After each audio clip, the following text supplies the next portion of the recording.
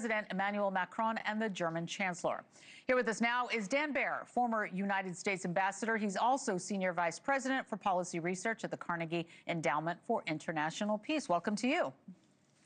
Nice to see you. Nice to see you as well. Okay, so this meeting follows historical friction between the two. So we've got Rubio that's criticized Zelenskyy for Ukraine-splaining during a contentious Oval Office visit with President Trump last year. We had that. Do you think anything constructive is going to come out of today's discussion? I'm just curious what you expect to happen.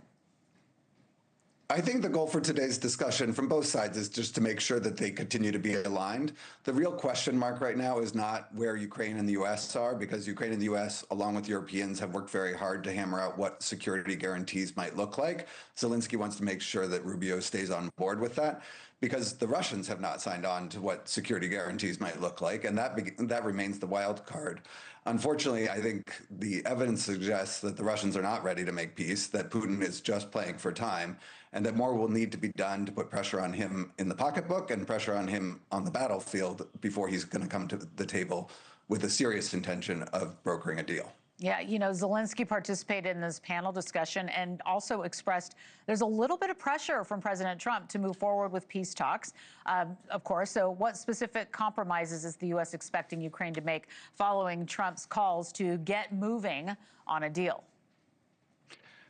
Yeah, I saw the recent calls from President Trump that Ukraine needs to get moving. I think if I were Zelenskyy, my answer would be, I'm ready to make the deal tomorrow. I'm ready to make a deal that includes security guarantees so that we know that the deal will stick. I'm ready to make the deal along current lines so that we know that those are defensible lines for the status quo.